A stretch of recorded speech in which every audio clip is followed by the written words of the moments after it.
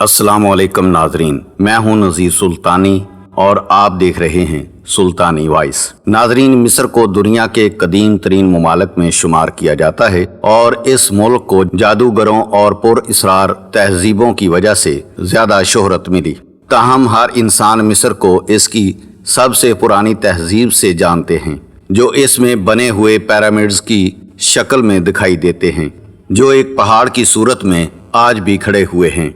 प्यारे दोस्तों, क्या आपको मालूम है कि ये पिरामिड्स क्यों बनाए गए और इसका असल मकसद क्या था, और अब तक इस दुनिया में कितने पिरामिड्स दरियाफ्त हो चुके हैं?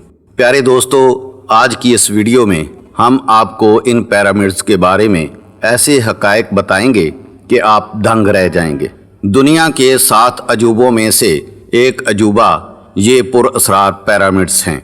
इनमें फिरौनों की लाशों को संभाल कर रखा जाता था और अब तक 46 के करीब पिरामिड्स दरियाफ्त किए जा चुके हैं। अहले मिस्र इस बात पर यकीन रखते थे कि खुश्क सहरा हर चीज़ को देर तक महफूज रखता है। प्यारे दोस्तों, 2700 कबल अज़ मसीह में पहला पिरामिड्स तामीर किया गया और इन पिरामिड्स को मुजस्मे, खजाने और इस दौर के बादशाहों की जीनत के लिए बनाए जाते थे। सबसे बड़ा पिरामिड मिस्र के चौथे शाही खानदान के खोफो नामी फिरौन के मकबरे के तौर पर बनाया गया और इसको बनाने में तकरीबन 20 साल का अरसा लगा और इसको गिज़ा का अजीम अहराम भी कहा जाता है। गिज़ा में टोटल 3 अहराम हैं। इस सिलसिले में एक कहानी भी मशहूर है कि खोफो फिरौन की एक मलका उसे बहुत प्यार करती थी, जिसकी वजह से मलका के मुंह से निकाली गई हर ख्वाहिश को पूरा किया जाता था।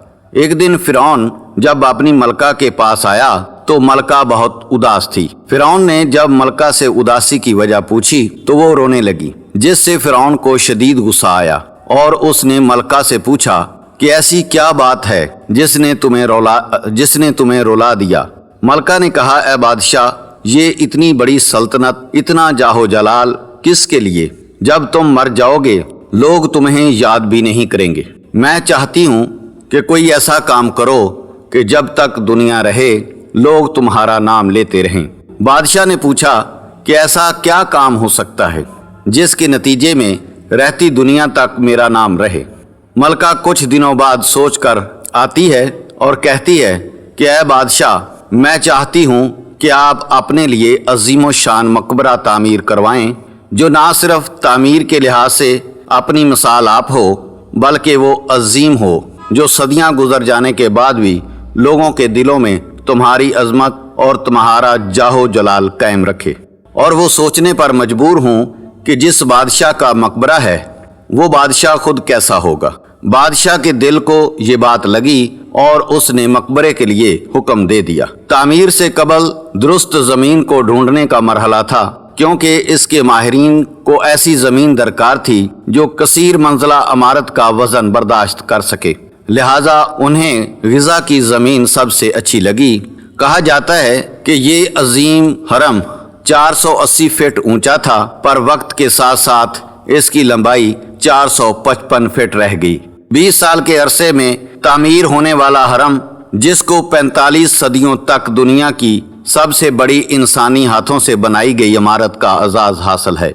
ये अहराम 2,30,000 बड़े बड़े पत्थरों के ब्लॉक्स पर मुश्तमिल है और हर ब्लॉक का वजन 2.5 टन है। इस इमारत की बुनियाद मुरब्बा शक्ल की है, जिसके हर जानब की लंबाई 751 फीट है। माहिरीन इस बात को लेकर बहुत हैरान हैं।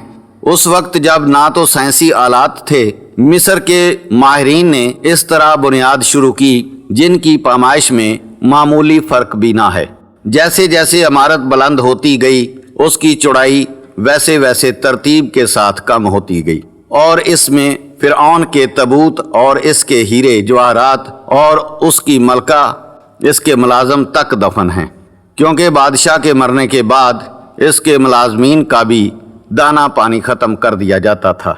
दोस्तों, उम्मीद है आपको हमारी दस्तावेजी वीडियो पसंद आई होगी।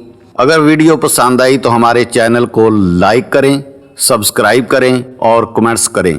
नज़ीर सुल्तानी को इजाज़त दीजिए। अल्लाह हाफिज़, अल्लाह हाफिज़, अल्लाह हाफिज़।